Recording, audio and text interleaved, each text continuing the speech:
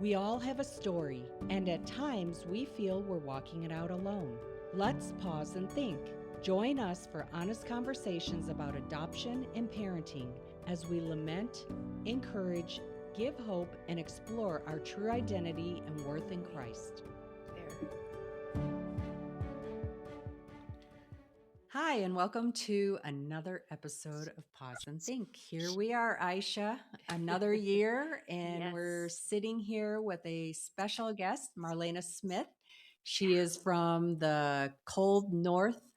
Well, I call north because I was from Illinois, and so you are from the Midwest, Michigan. You're sitting there in your cozy little office. I see the Michigan buck on the wall. And we are sitting here in In Guatemala. Guatemala Aisha and I are City, here. your beloved Guatemala City, San Cristobal, where we became friends. Mm. I am so glad that the Lord has allowed us to continue our friendship. And you're a very dear sister to me, Mar. And I was just so happy to be hosted by your beautiful family just a few months back and enjoyed our time together in Michigan. So we're going to chat today about our more personal journey through adoption. We Mm. met each other when I first adopted my first little girl through adoption. She was 6 when she came, and that's where you and I met. And you guys were in the first stages of actually, thinking about it. But you came to the support group, and maybe you want to start there. Oh, you're gonna get me teary eyed, and we haven't even started. Um, yeah, yeah.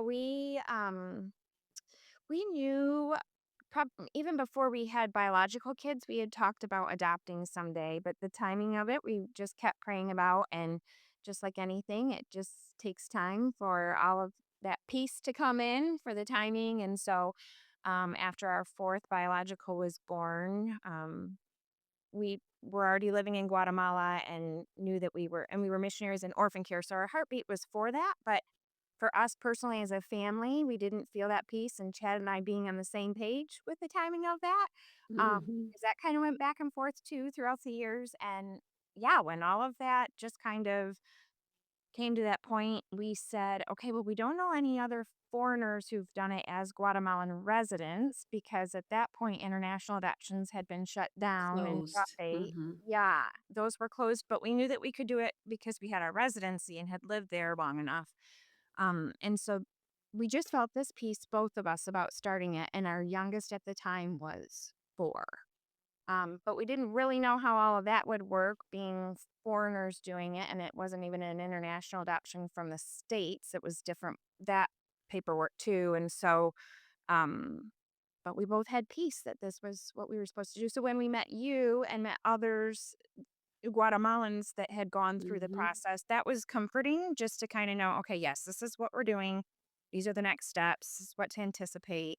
Um, and knowing that we weren't alone in that journey of working with the Guatemalan government to do all of the Hmm. paperwork, um, that was super helpful. Just not being alone in that process because that could have felt Hmm. overwhelming in and of itself. Oh, the Hmm. paperwork, Hmm. yeah.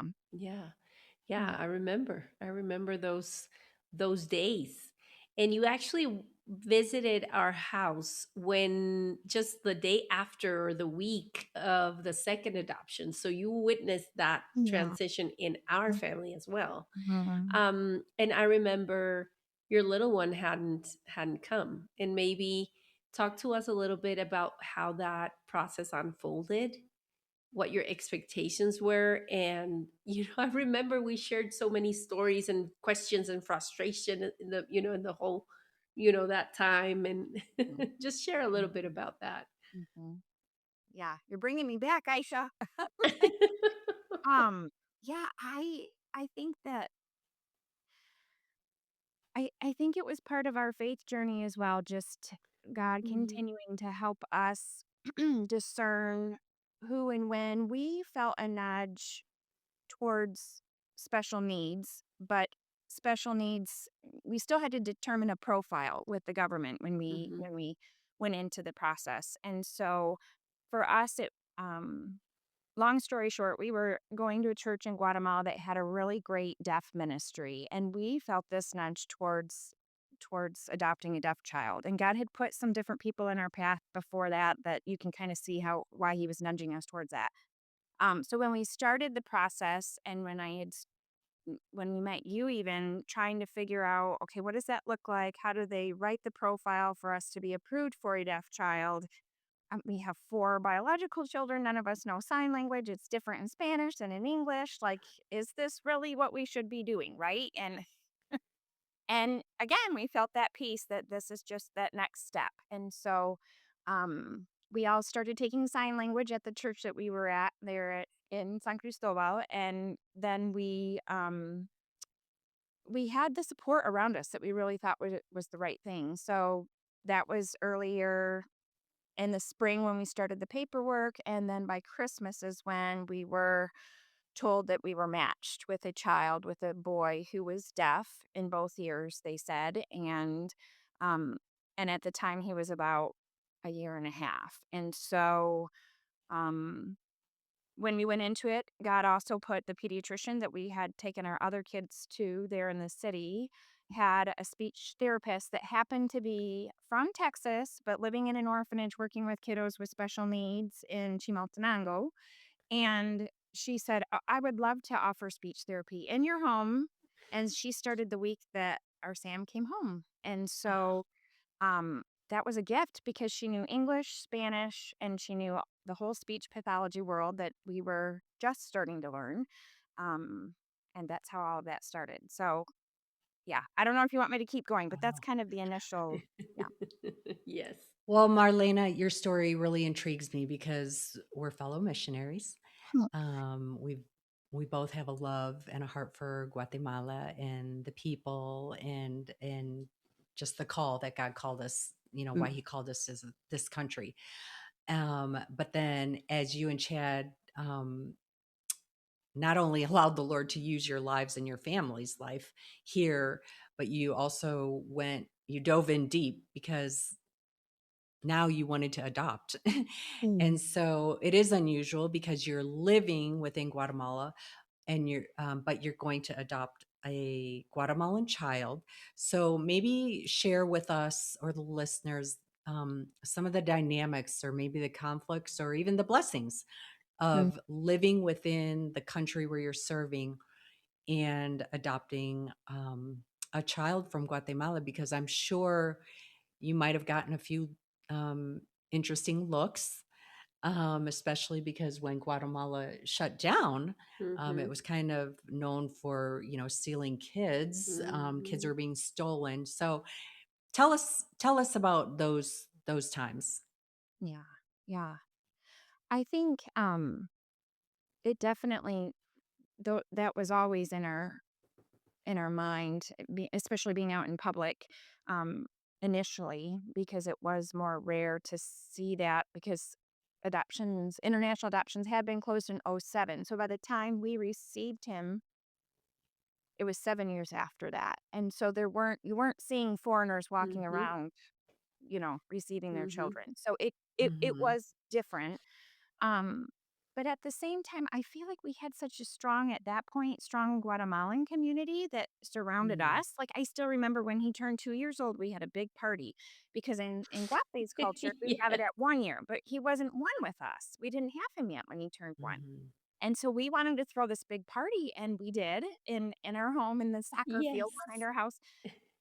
And those were mostly Guatemalans. There were some missionaries there too, Yes. but like just the community that surrounded us and our church, our friends, ministry, like we felt very supported in that, and knowing that that we would be able to have the cultural context, even Mm.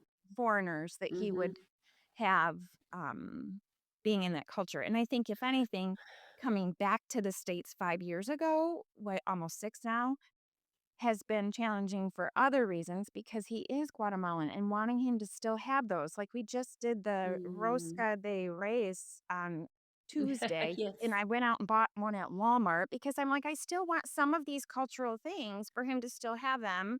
We chose a place that was more diverse than this end of town. Um, with more of the Spanish culture. And so I do feel like there's a level of trying to be intentional now moving back because we had all of that when, for his first 7 years or so, still living there. And so seeing the value in that, I'm kind of jumping all over the place, but seeing the value in Yeah. knowing that that's his Mhm. birth country, but now we've moved back.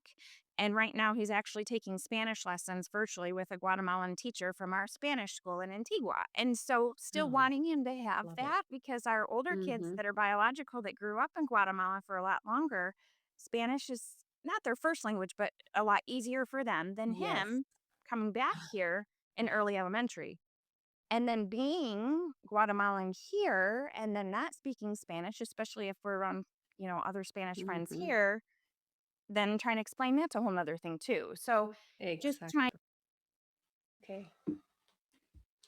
Wow. So you really made an effort, a really conscious effort to keep both, both I'm picturing a tree, both roots safe because he is American through you. Like he inherited that culture and that's real and beautiful and rich. Hmm.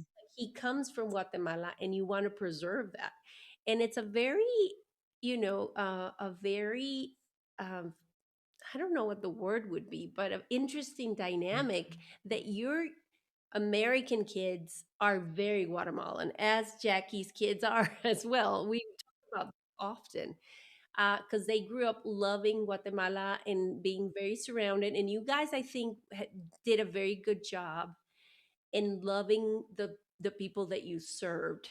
You Mhm. never were like your own little American yes culture island. within Exactly. Guatemala. Yeah, You you very much really integrated. integrated, and that speaks volumes. And so now to have that extra effort to make Sam love his Guatemalan side is beautiful. And I love that Chad gets to travel a lot back. So that's a very helpful part of the puzzle, I think. Yes, and the fact that he spent his first years with you in his country where he was comfortable, and that you I love it because I feel like our family did the same.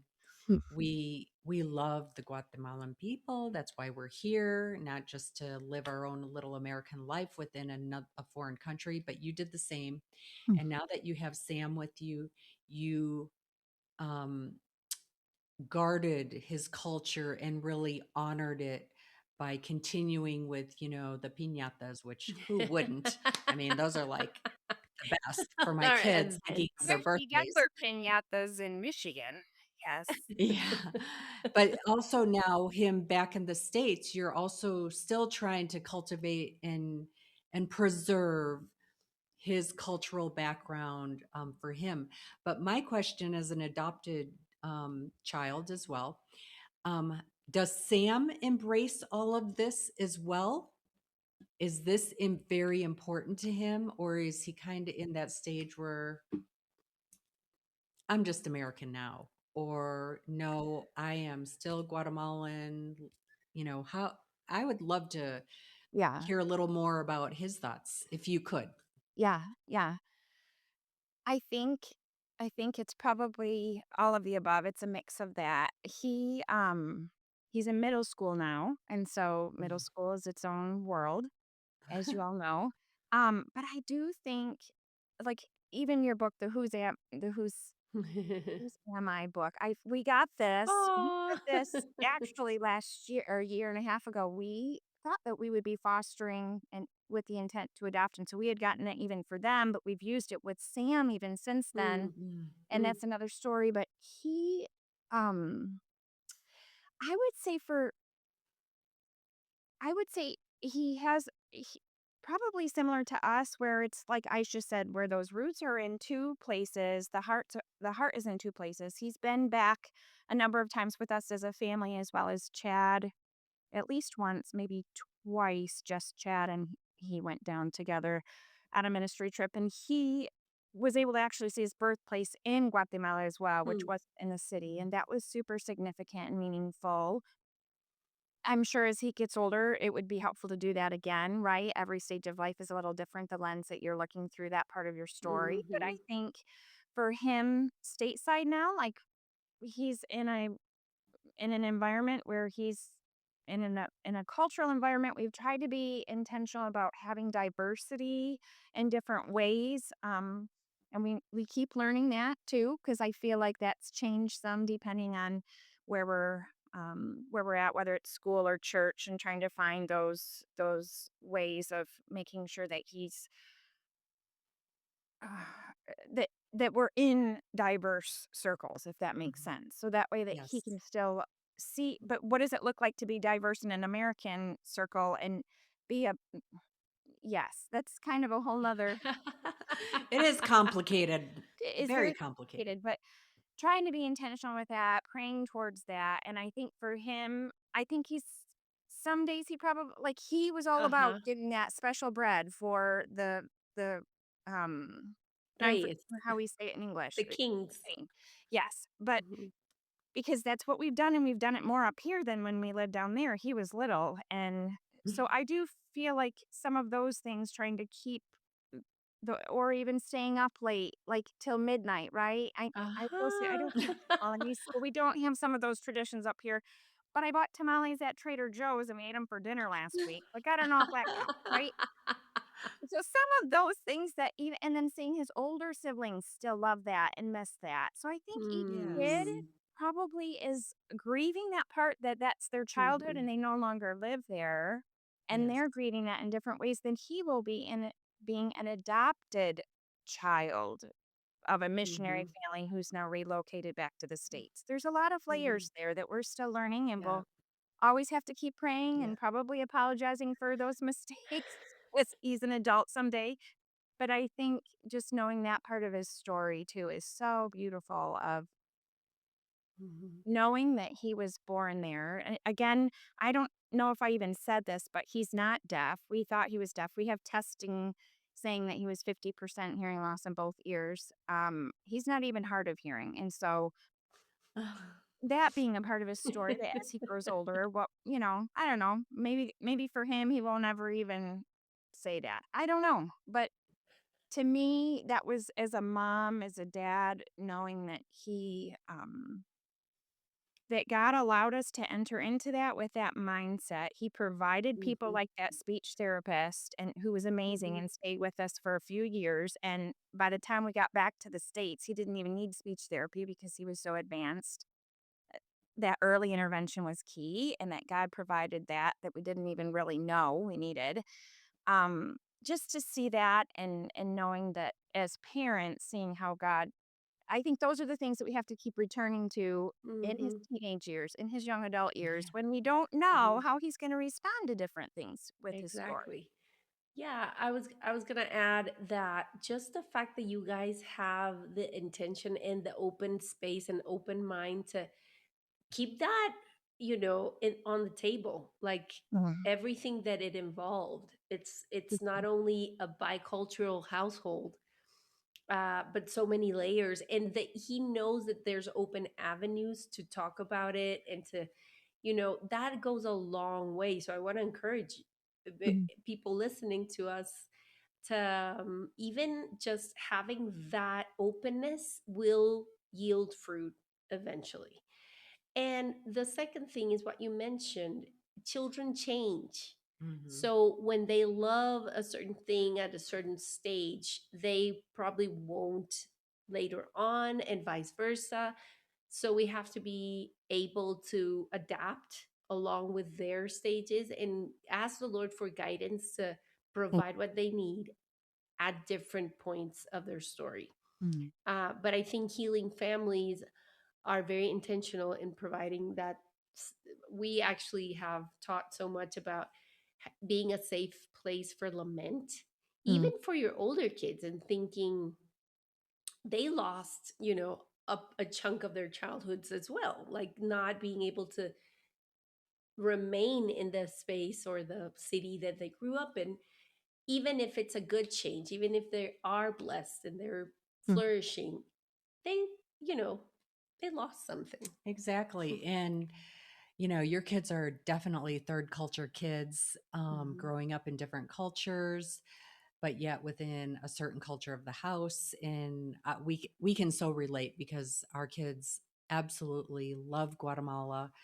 They consider themselves Guatemalans, but yet in the States, they're Americans. Mm. And it bothers our daughter, even like when she has to do so much explaining, and somebody will say, "Oh, no, you're American." Like, just kind of like erase Mhm. or Dismiss. Mhm. dismiss that Mhm. whole huge chunk of her life Oh, that's no. so important. And it bothers her because she does absolutely love, and you cannot erase those chapters. And Mhm. so going back to Sam, I love how you and Chad are so intentional for him, but all your kids, because like you said, your older kids who are American spent a big chunk of their lives here in Guatemala, Mhm. but yet you are trying to be very intentional about keeping those roots and just keeping that culture alive in their lives, by going and having tamales, even though they're from Trader Joe's. Not at all, probably like Guatemala, but but you were intentional. Mhm. And that's what I love to hear, that you tried, to create that space and meet your child, Sam, Yeah. where he's at in his life. And I love like how you brought out and how you also acknowledged that, Aisha, what he's feeling today, I can guarantee you it won't be that when he's 25. But also, I know as an adult adoptee now how God has brought so much healing to my life. Mm. Things that used to bother me or that I would want to deny in my life, Mm. I am fully open to it, and now I embrace it now because Mm. I understand my story is not just for me, it's the Lord's story. And that's how you guys are raising Sam. And the whole part about him being deaf, and now he is absolutely not deaf, he's not even hard of hearing. I love that. And I hear so much of God in all of your stories. Mm. So I just Yeah. really admire you guys. Thank you. Yeah, I really am encouraged by your faithful walk, Mar, and the fact that you are so, I see that you are into details Mhm. and you are so careful with each of your children. It's admirable, and I Mm. really take note. And I just pray that the Lord keep sustaining you, and that everything that happens in a very private manner have eternal impact Mhm. Mhm. within your home and your ministry and everything that goes forward your from your life and your, yeah, and your fruit. So thank you for your time and thank you for chatting with us. We Mm. really enjoyed it, and we hope that you enjoyed it as well. Yes. Thank you so much. Can I add one last thing Yes. really quickly?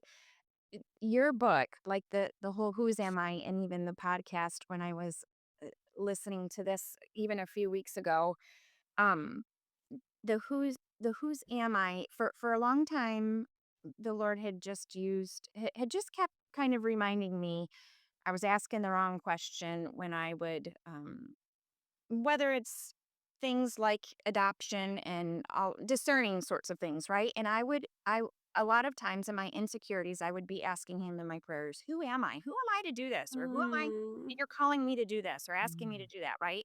The whole Moses thing.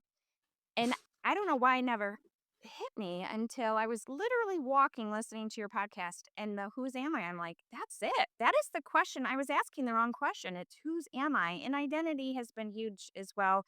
And just the Lord reminding me that, being his Mija Amada, his beloved daughter, and Hmm. that new name of what that means. But whose am I? And when I think about whether it's Sam as he's continuing to grow or our other kids that grew up Mhm. there and then now are transitioning here unexpectedly when we had to move back, like all of those identity questions, especially in the teen years, like whose am I is such a beautiful, significant thing for them and their Mhm. stories as they're processing that. But I'm like, I don't necessarily have that story, but I'm still asking, who am I on other things? And there's things that, Mm, whether it's the exactly. grieving or the lamenting and those parts of us, like, I just love that title. It's so Oh. powerful. So thank you for ministering even in those ways that just God Oh. uses, and you don't know how he'll continue to use even just the name. Yeah. Oh, well, thank you. Thank you for those words of encouragement. And it's our heart that as people watch and listen to our podcast, that um, you are also encouraged as the listener or viewer. And so thank you for taking this time out to pause and think with Mhm. us. And we hope you come back for the next episode. Yes. Thanks for joining us for this episode of Pause and Think. For more resources and information, go to whosami.org.